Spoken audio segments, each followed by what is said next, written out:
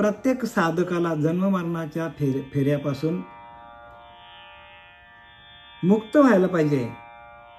जो भगवंताचा भक्त तो जन्म मरणापासून मुक्त, ज्ञान बाले विरक्त सर्व काळ. भगवंताचा भक्त व्हायला पाहिजे. कशासाठी व्हायचं भक्त? देवाची पूजा करण्यासाठी नाही बरं का. भक्त कशासाठी व्हायचा? तर आपल्याला आपल्या जन्ममरणाचा फेरा चुकवता यायला पाहिजे. कारण प्रत्येक माणूस हा जन्ममरणाच्या फेऱ्यामध्ये अडकलेला आहे आणि त्या जन्ममरणाच्या फेऱ्यातून आपल्याला मोकळा व्हायचं आहे. जर आपण ह्या देहामध्ये जन्ममरणाचा फेरा आपल्याला चुकवता आला नाही आणि जर आपण 84ला गेलो तर मग तिथे आपल्याला गोठ्यात गेलो तर ब्या आणि हंब्या, समजलं काय म्हणतं ते? म्हणजे प्राण्याच्या जन्माला गेलो का तिथे ब्या आणि हंब्या याच्याशिवाय बात नाही. आता मनुष्य देह मिळालेला आहे प्रत्येकाला, तर उत्तम प्रकारे आपल्याला बोलता येतो, उत्तम प्रकारे व्यवहार करता येतात, उत्तम प्रकारे भगवंताचं नामस्मरण घेता येतं आपल्याला. चांगले आपल्याला डोळे, हात, पाय, कान चांगले दिलेत आपल्याला देवाने. आणि ह्या डोळ्यातून, या मुखातून, या कानातून, या सर्व इंद्रियांच्या माध्यमातून आपल्याला भगवंताला जोडता येतो. नवे नवे आपल्याला भगवंताशी एकरूप होऊन आपल्याला आपल्याच जन्ममरणाचा फेरा चुकवता येतो. आणि ती भक्ती इथे आहे या 8व्या अध्यायामध्ये. 8व्या अध्यायाचं नाव काय? की ब्रह्माक्षर निर्देश योग. जे अक्षर ब्रह्म आहे, ज्याचा कधीच नाश होत नाही, ते परब्रह्म आपणच आहोत. पण त्याची ओळख घेण्यासाठी श्रीगुरूला शरण जावं लागतं. श्रीगुरु नायके पूर्ण कृपा केली, निज वस्तू दाविली माझी मज, नामदेवराय सांगतात. श्रीगुरु नायके पूर्ण कृपा केली. जेव्हा श्रीगुरु पूर्ण कृपा करतात साधकावर, निज वस्तू दाविली माझी मज, नामदेवराय सांगतात की निज वस्तू म्हणजे आपल्या अंतरीचा अंतरात्मा. ती वस्तू आहे. वस्तू म्हणजे काय? वस्तू म्हणजे अंतरीचा अंतरात्मा.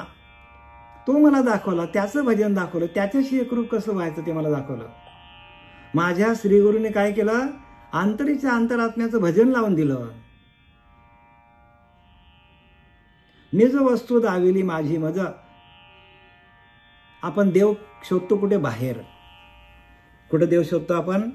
मंदिरात शोधतो, तीर्थाला जातो, कुठे कुठे देवासाठी फिरतो. पण नामदेवराय म्हणतात की माझी वस्तू मला माझ्या श्रीगुरूंनी माझ्या आतमध्ये असलेलं ते परमात्मा तत्व, तो परमात्मा आत्मा, आत्मा हाच ईश्वर आहे आणि त्या ईश्वराची माझी भेट घालून दिली. आणि खरोखर बाबांनो हेच करा. काय करा? हेच करा की आपल्या अंतरीच्या अंतरात्म्या हाच आपला देव आहे ना. त्याचं भजन कसं करायचं? त्याचा आत्मसाक्षात्कार करून घ्या. तो एकदा तुमच्या हातात आला की तुम्हाला जन्ममरणाचा फेरा चुकवता येतो. जो भगवंताचा भक्त तो जन्ममरणापासून मुक्त, ज्ञानबळे विरक्त सर्व काल, समर्थ रामदासांनी लिहून ठेवले. जो भगवंताचा भक्त जो जन्ममरणापासून मुक्त. मग तुम्ही भगवंताचे भक्त आहात का? असाल तर जन्ममरणाचा फेरा तुमचा चुकलाय का? तुमची तुम्ही प्रचिती घ्या. प्रत्येक साधकाने आपली आपली प्रचिती घ्या की आपण जन्ममरणाच्या फेऱ्यातून बाजूला झालोय का? तुम्ही भगवंताचे खरे भक्त आहात का? जर खरे भक्त असाल तर तुमचा विचार तुम्हीच बघा. तुमच्या आतमध्ये वाकून बघा, झाकून बघा. तुमचा जन्ममरणाचा फेरा चुकलाय का? मग तुम्ही कोणत्या देवाची पूजा करता? जो देव तुमच्या आतमध्ये आहे त्याची पूजा होते का बघा. कारण तोच तुम्हाला घेऊन आलाय, तोच तुम्हाला जोडीला राहणार आहे आणि तोच तुम्हाला त्याच्यामध्ये समर्पित करून घेणार आहे. मग त्याचं भजन कोण करेल? आणि त्याचं भजन करणारे स्वानंद सुख निवासी सच्चिदानंद श्रीपाद बाबा, रामदास बाबा, नारायण बाबा, नाना बाबा आणि आमचे पांडुरंग दिवेकर बाबा हे जीवनात आले आणि त्यांनी आम्हाला हा मार्ग दाखवला. सुगम मार्ग आहे, सोपा मार्ग आहे तरी परम सुगम. एकदम सोपा आहे, परी जनाशी झाला दुर्गम. सर्व लोकांना हा मार्ग दुर्गम झालाय, कोणीच इथे येत नाही, आतमध्ये कोणीच येत नाही. येणारा आत बघ जरा, आतमध्ये कोणी बघतच नाही हो. ज्याच्या सत्तेवर आपण जगतो ती सत्ता आपल्याला चालवतो आणि त्या सत्तेचीच आपल्याला ओळख नाही, म्हणजे आपल्याकडे किती अज्ञान आहे बघा. प्रत्येक जीवाकडे अज्ञान आहे आणि अज्ञान जोपर्यंत जात नाही तोपर्यंत खऱ्या ज्ञानाची प्राप्ती होणार नाही. आतमध्ये आपला संपूर्ण अज्ञान भरलेला आहे. मग ज्ञानाची ज्योत कधी आपल्याला प्रदीप्त करता येईल, प्रज्वलित करता येईल? आपल्या अंतरीच्या अंतरात्म्याशी एकरूप होऊन ते ज्ञान आपल्याला प्रगट करावं लागेल, प्रगट करून घ्यावं लागेल. तुमच्या जवळच आहे, कुठे लांब जायची गरज नाही, तुम्हीच आहात ते. पण त्याचीच ओळख तुम्हाला देणारा श्री गुरु जोपर्यंत जीवनात येत नाही तोपर्यंत फजित आहे बाबा. नाना साधनांच्या केल्या खटाटोपा परी तेही न पावती माझ्या दारवंटा. बघा काय सांगतात, अनेक साधना केल्या, नाना साधनांच्या केल्या खटापटा, परंतु तेही न पावती माझ्या दारवंटा.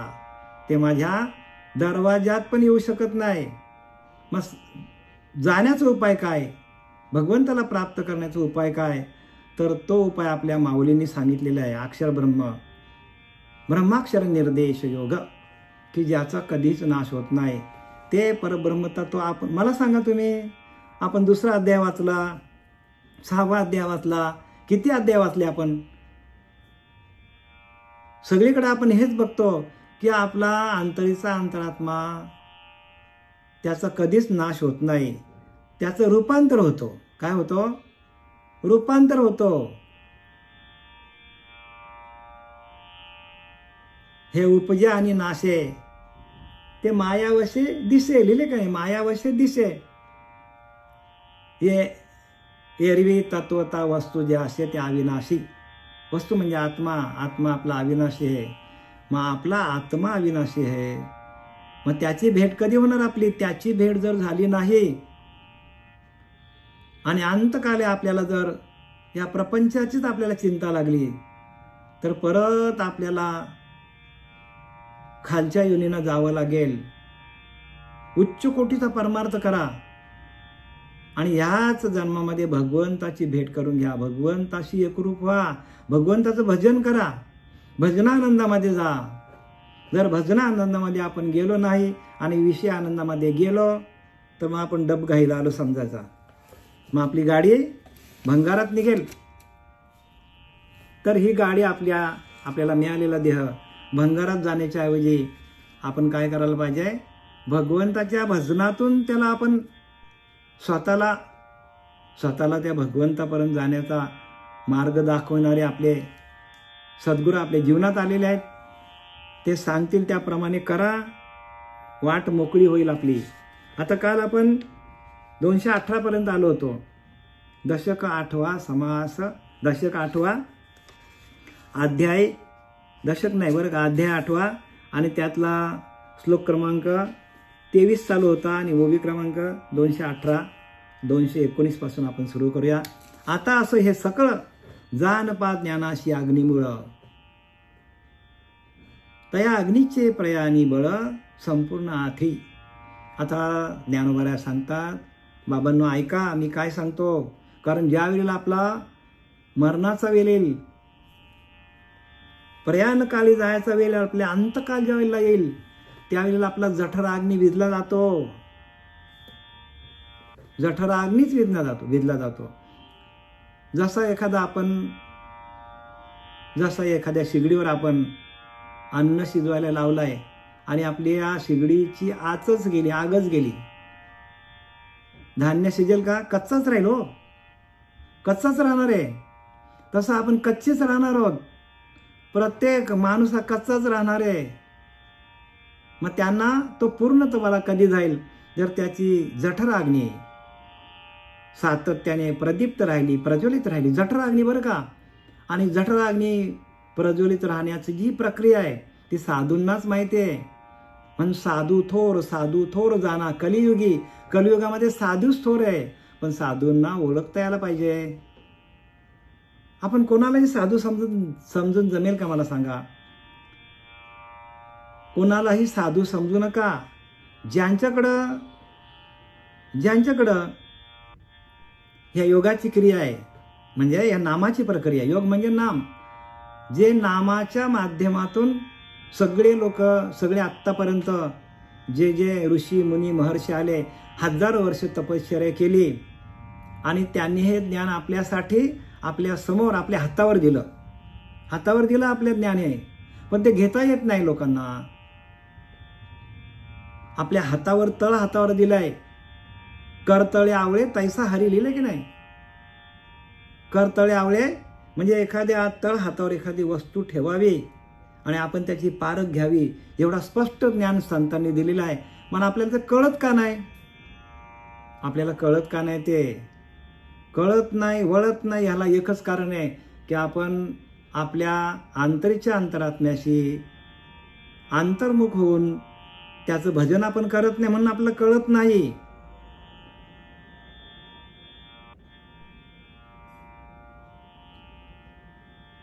मग आपल्याला भजनानंदामध्ये जावं लागेल. विषयानंद सोडून भजनानंदामध्ये जावं लागेल. आपण विरुद्ध दिशेला चाललेलो आहोत. आपल्याला विषयांचा आनंद आवडतो आणि विषय काय आहे? क्षणिक सुख आहे. आणि भजनानंद जो आहे तो अनंत काळीचा आत्माराम आहे. त्या अनंत काळीच्या आत्मारामाशी एकरूप होऊन आपल्याला ध्येय ठेवता यायला पाहिजे आणि त्याच्यासाठी सगळी खटपट आहे. आणि मग आता शेवटची ओळी काय सांगते 23व्या श्लोकाची?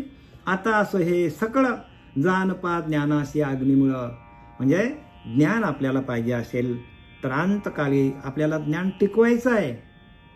ज्ञान म्हणजे जो आपल्याला नाम जप दिलेला आहे, नामाचा जप, तो जप आपल्याला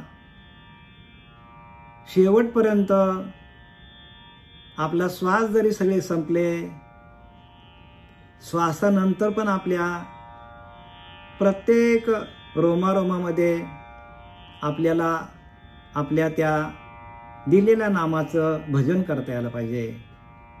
जरी आपला श्वास गेला तरी आपल्या शरीरामध्ये प्राण अपान व्यान उदान समान, नाग कृम कृक्कल देवदत्त धनंजय वायू आहे तोपर्यंत आपल्याला भजन करता यायला पाहिजे. आणि ते भजन आपल्या हातात आलं तर आपण खरे भगवंताचे भक्त. नाही तर आपण भगवंताचे भक्तच नाही बरं का. कारण आपल्याला जन्ममरणाचा फेरा चुकवता यायला पाहिजे. इथे तेच आहे मुख्य उद्दिष्ट. काय आहे या 8व्या अध्यायाचा? अक्षर ब्रह्म निर्देश योग, म्हणजे ज्या ब्रह्माचा कधीच नाश होत नाही ते आपल्याकडे आहे, ते आपण आहोत. अरे तुम्हीच आहात ते. पण आपले डोळे उघडणार कधी? आपण भक्ती करत बसले, सगळ्या पूजा करत बसलोय, पण ह्या पूजा केलेल्या पूजा अर्चा अंतकालीला आपल्याला उपयोगाला येणार नाही. कारण ही पूजा करणं ही पहिली पायरी आहे. मग ती करायची नाही का? करायची, ती टाकायची नाही. पण 9वी भक्ती आत्मनिवेदन, देवाशी पहावे आपण. आपल्याला देवाला बघता यायला पाहिजे, नवे देवाशी एकरूप होता यायला पाहिजे. आणि त्या आत्मनिवेदन भक्ती आपल्याला जमली पाहिजे. त्या आत्मनिवेदन भक्तीपर्यंत पोचण्यासाठी सगळे ग्रंथ आहेत. हे आपण जे नॉर्मल जे काय पूजा करतो ती करा, आम्ही तुम्हाला विरोध नाही, कारण तिथूनच मार्ग आहे. पण आता शेवटीला ज्याचं वर्ष 25 झाले, 50 झाले, 60 झाले, 80 झाले, तरीही त्या आत्मनिवेदन भक्तीपर्यंत पोचत नाही. जोपर्यंत आत्मनिवेदन भक्ती आपल्या हातात येत नाही, आपण परब्रह्म आपल्याला माहीत नाही, ही आपली गफलत झालेली आहे. आणि ती काढून टाका ती. आपणच परब्रह्म आहोत. म्हणून समर्थ रामदासांनी लिहिलंय की अद्वैत कल्पी तेच शुद्ध, द्वैत कल्पी ते अशुद्ध. अद्वैत कल्पी तेच शुद्ध. मी आणि देव वेगळा नाही, मीच परब्रह्म आहे, हे अद्वैत ब्रह्म आहे. आणि द्वैत कल्पी ते अशुद्ध, ते अशुद्ध ज्ञान सांगतात समर्थ रामदास. द्वैत म्हणजे मी वेगळा आणि देव वेगळा. मी देवाची पूजा करतो, हा भाव आहे, हा तुमचा द्वैत भाव आहे. 2 भाव आहेत. आणि ते 2 भाव जाऊन ज्या वेळेला तुम्ही तुमच्याच अंतरीच्या अंतरात्म्याशी एकरूप होता भजन करता करता, तेव्हा तुम्ही एकरूप होता. आणि एकाशी एकरूप होणं हाच ज्ञान आहे. द्वैत भाव नकोच आहे. द्वैत भाव तुम्हाला काय करेल? परत जन्ममरणाच्या फेऱ्यामध्ये तुम्हाला लटकंतीमध्ये टाकेल. आणि म्हणून इथे शास्त्र काय सांगतं ते बघा. आणि शास्त्रांचं वाचन जरी कोणीही केलं तरी त्याला कळत का नाही? कारण त्याला आत्मसाक्षात्कार झालेला नाही. आत्मसाक्षात्कार हाच आपला पुरुषार्थ आहे.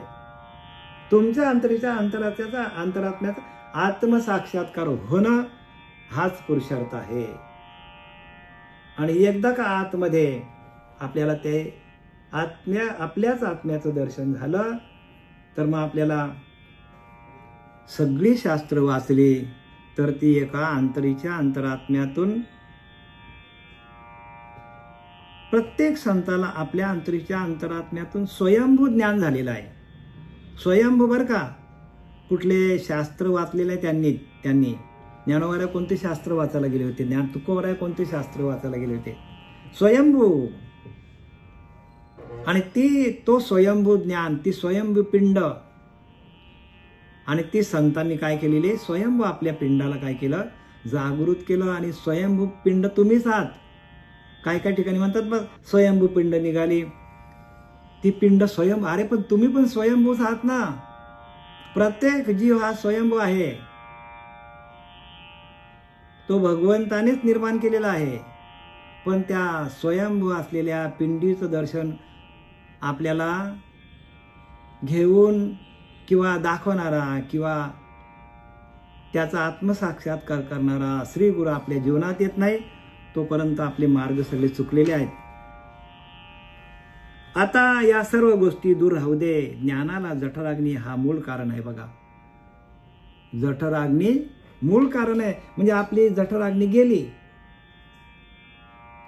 अंतकाली निर्वाणीच्या काली जर आपल्या आतमध्ये असलेली जठराग्नी पहिल्यांदा जर विझून गेली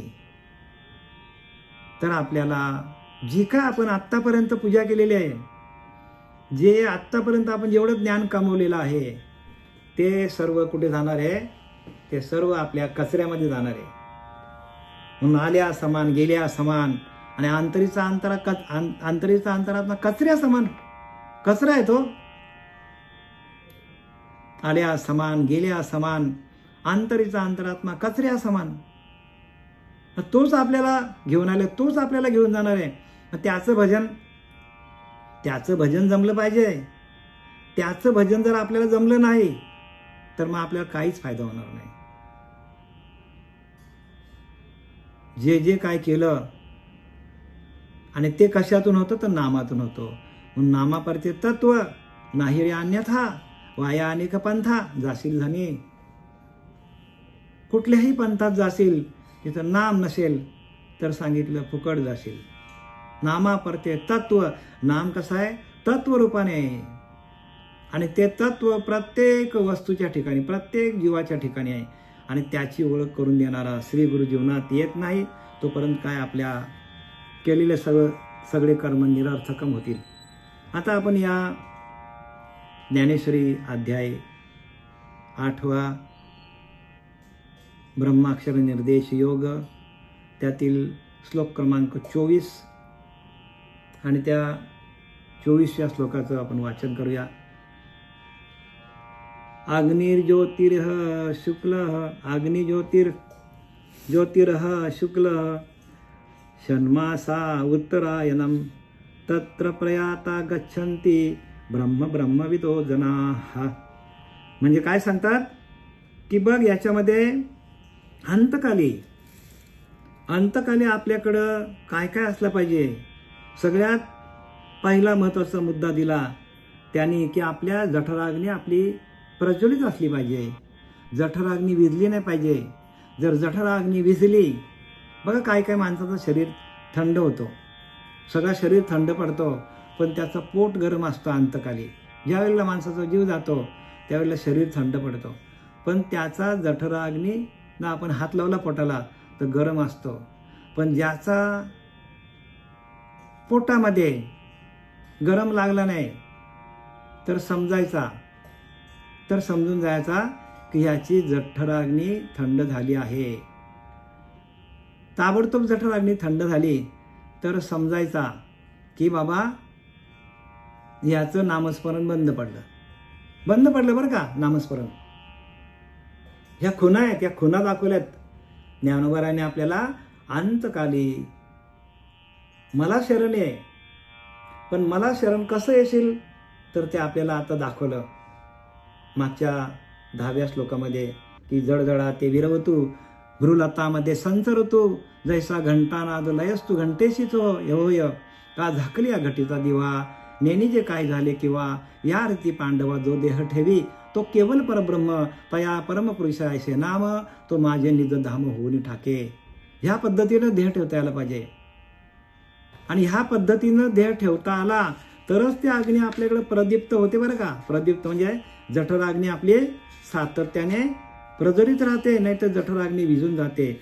म्हणून आपल्याला ह्या प्रक्रिया दिल्या, आपल्याला ज्ञानोबारांनी प्रक्रिया दिल्या आपल्याला.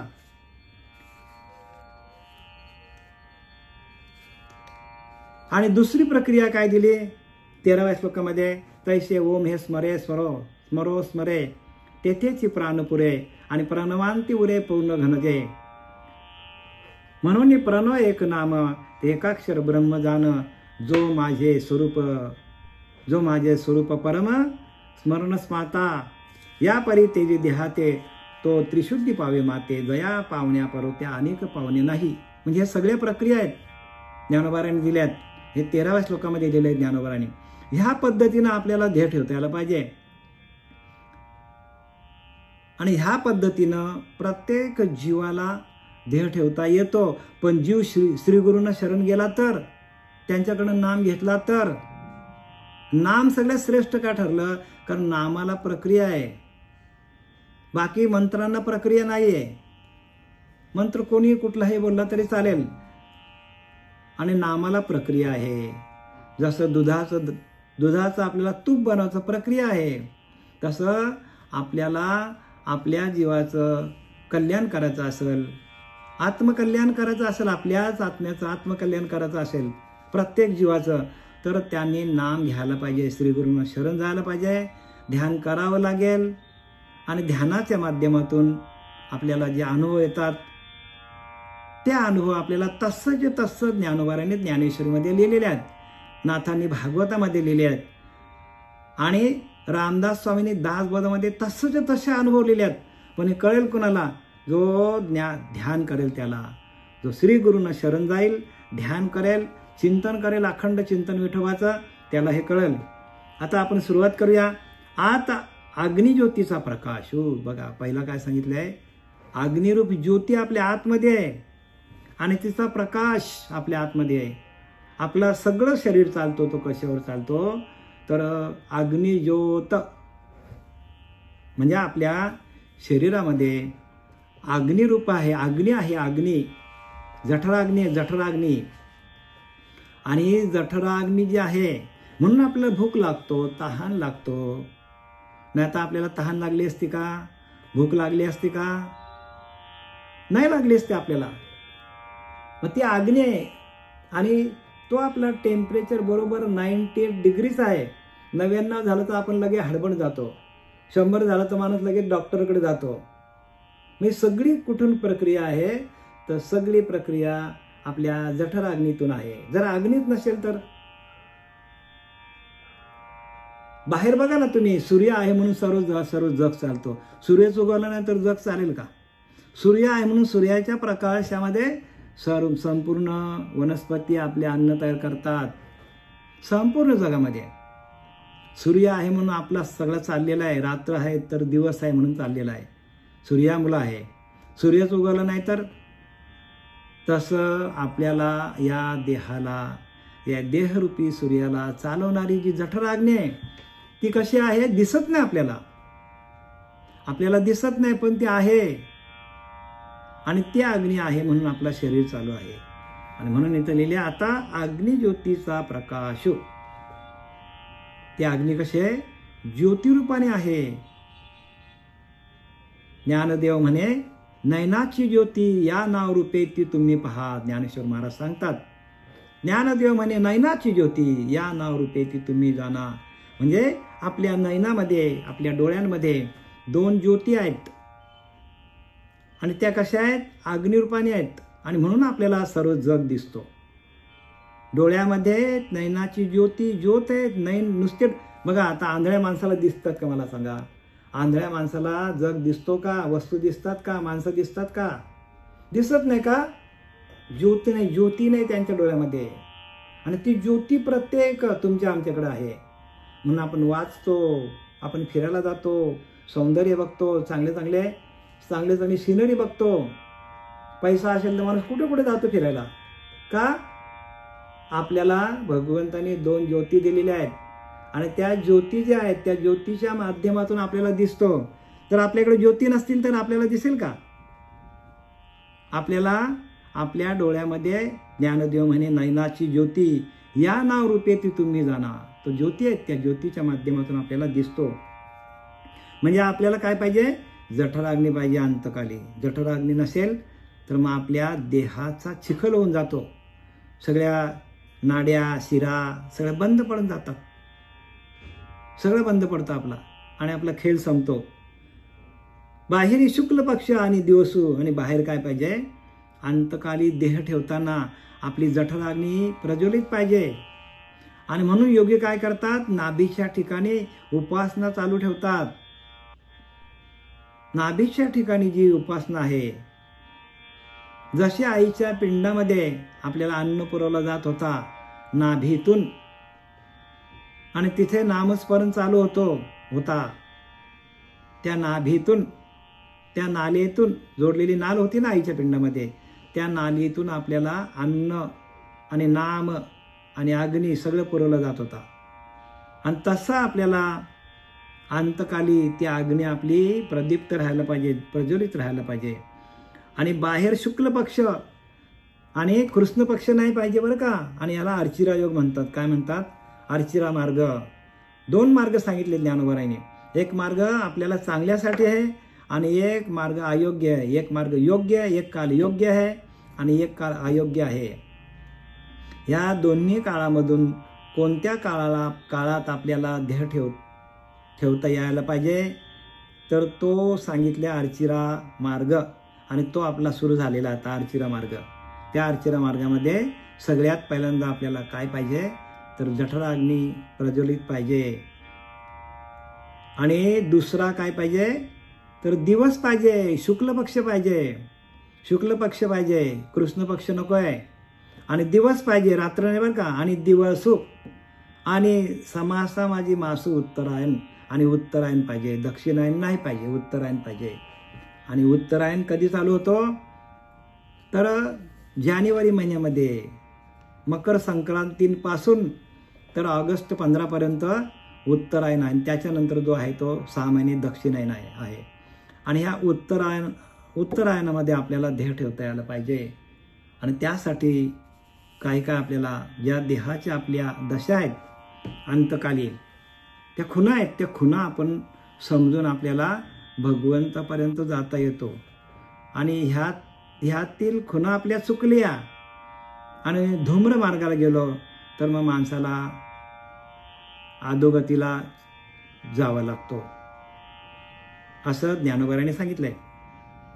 शरीराच्या आत जठराग्नीच्या ज्योतीचा प्रकाश आणि बाहेर उत्तरायणापैकी कोणत्याही महिन्याचा आणि शुद्ध पक्षाचा दिवस पाहिजे. म्हणजे हे 3 गोष्टी सांगितल्या, 3-4 गोष्टी तर सांगितल्यात. त्या आपल्याला अंतकाली कधी आपल्याला माहीत पडेल? पहिला म्हणजे आपली अग्नी जर प्रज्वलित असेल तरच, जठराग्नी प्रज्वलित असेल तरच. आणि जठराग्नी आपली विझली तर बाकी पुढचे सगळं संपला बाजार. म्हणून आपल्याला योग मार्गाने जायला सांगितलंय. योग मार्ग सगळ्यात उच्च लेवलचा मार्ग आहे. आणि हा योग मार्गाला कोणी येत नाही का? थोडासा कठीण आहे. पण श्री गुरूंची सेवा केली, गुरुच्या आज्ञेत चालले तुम्ही, तरच आपल्याला तिथपर्यंत जाता येतो. कारण गुरु दाविली या वाटा, गुरु आपल्याला वाट दाखवतो. आतल्या वाटा बरं का, बाहेरच्या वाटा नाही.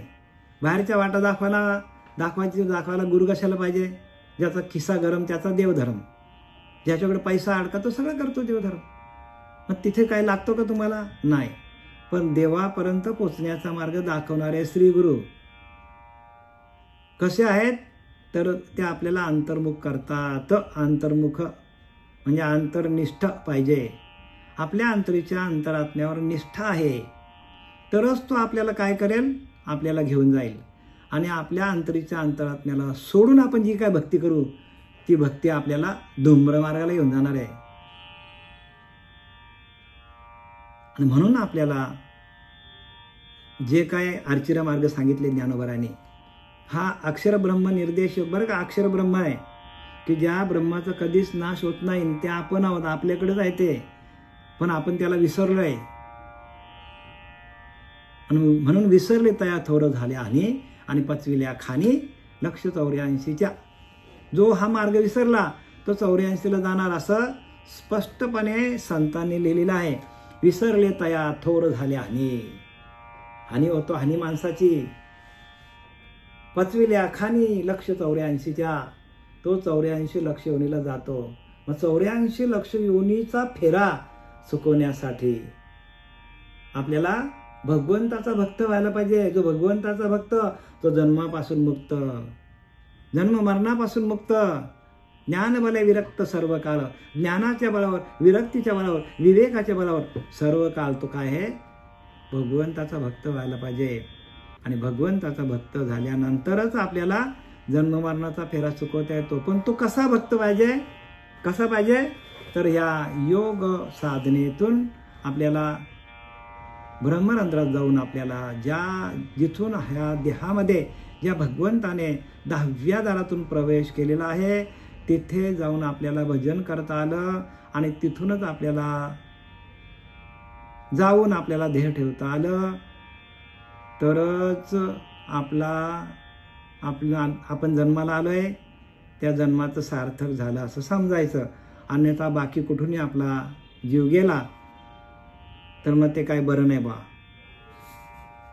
ऐशी या समयोगांची निवृत्ती लाभून जे देह ठेविती ते ब्रह्मची होती ब्रह्मविद बघा. स्पष्ट लिहिले माऊलीने. ऐशी या समयोगांची निवृत्ती म्हणजे अशा सर्व गोष्टी, समयोग म्हणजे वरती दाखवलेल्या सर्व गोष्टी. जठराग्नी प्रदीप्त पाहिजे, दिवस पाहिजे, शुक्ल पक्ष पाहिजे आणि उत्तरायण पाहिजे. आणि अशा स्थितीत आपल्याला देह ठेवता यायला पाहिजे. गीतेचं ज्ञान बरं का, हे ज्ञान गीतेचंच आहे. पण हे ज्ञानोबरांनी प्रत्यक्ष महाविष्णूचे अवतार माझे सखोबा सखा माझा ज्ञानेश्वर, महाविष्णूचा अवतार सखा माझा ज्ञानेश्वर आले आणि त्यांनी आपल्याला परत काहीतरी कमी आहे म्हणून परत त्यांनी काय केलं, अवतार घेतला. आणि अवतारीतून आपल्याला परत ज्ञान सांगितलं. बाबांनो चुकू नका, हे खरं आहे.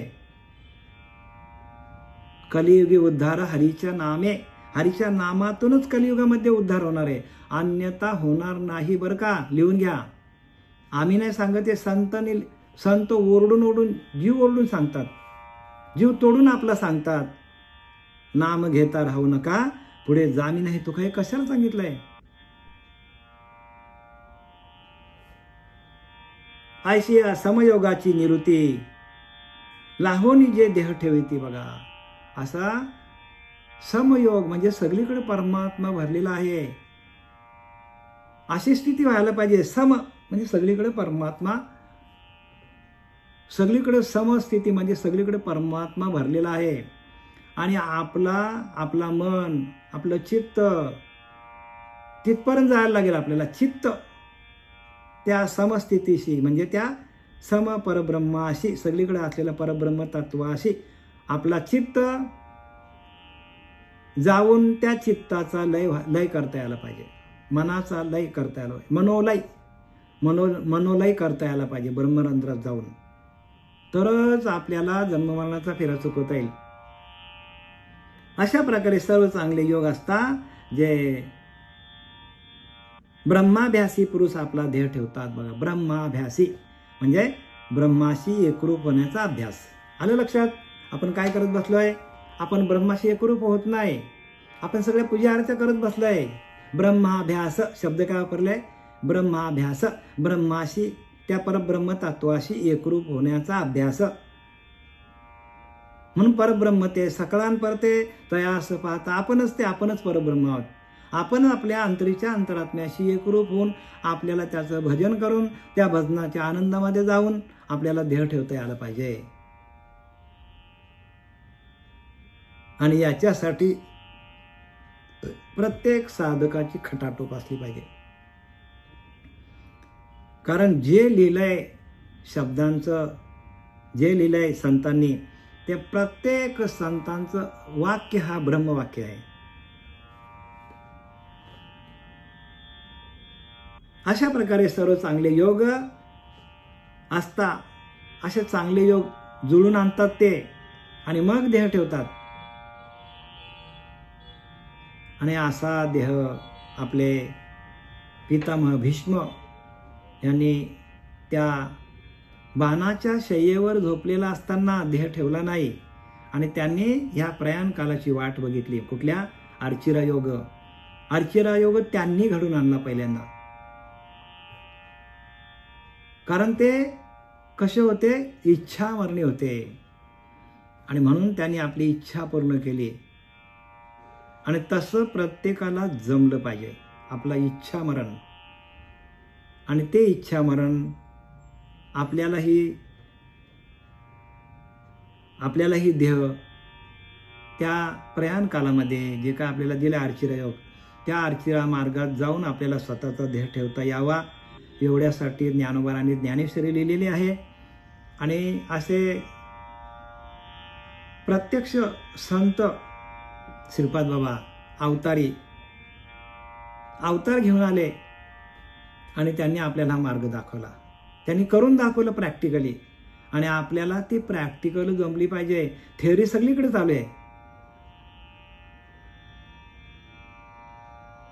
विश्लेषण सगळीकडे चालू आहे. सगळं प्रत्येक माणूस भगवंताबद्दल बोलतो, पण भगवंताशी एकरूप कसं व्हायचं, भगवंताचं भजन कसं करायचं, भगवंता तत्वामध्ये एकरूप कसं व्हायचं आणि देह कसा ठेवायचा, हे सांगणारे आपल्या जीवनामध्ये सत्पुरुष आले. श्रीपाद बाबा, रामदास बाबा, पांडुरंग दिवेकर बाबा हे आले आणि त्यांनी आपल्याला हा मार्ग दाखवला. मार्ग दावून गेले आधी दयानिधी संत, तेनेची पंथे चालू जाता, न पडे गुंता कोठे काही. कुठेच गुंता पडणार ना आपल्याला, पण आपल्याला मार्ग दावून गेले आधी दयानिधी संत. बघा काय संत आले ना, त्याने आपल्याला मार्ग दाखवला. आणि त्या मार्गातून आपण जायला पाहिजे. आणि त्या मार्गातून गेल्यावर आपल्याला कुठेच गुंता पडत नाही. आपला वेळ झाला बरं का बोलता बोलता, मलाही माहित नाही. आता ही शेवटची ओळी घेतो. अशा प्रकारे सर्व चांगले योग असता जो ब्रह्माभ्यासी पुरुष, बघा ब्रह्माभ्यासी म्हणजे परब्रह्म तत्वाशी एकरूप होऊन आपल्याला देह ठेवता यायला पाहिजे. असा जो पुरुष देह ठेवतो ते ब्रह्मस्वरूपी मिळतात. म्हणजे ते माझ्या परब्रह्म तत्वाशी, म्हणजे माझ्या परमतत्वामध्ये विलीन होतात. म्हणजे भगवंत सांगतो असे जे देह ठेवतात ते मला येऊन भेटतात, मग त्यांचा योगक्षेम मी सांभाळतो. अशी भगवंताने जबाबदारी घेतली की त्यांचा योगक्षम मी सांभाळतो. पण अशा प्रकारे देह ठेवता यायला पाहिजे. आणि झालेली सेवा आपले सच्चिदानंद सद्गुरू श्रीपाद बाबा, रामदास बाबा, पांडुरंग देवेकर बाबा यांच्या चरणी समर्पित करीत आहे. पुंडलिकावरदे हरी विठ्ठल.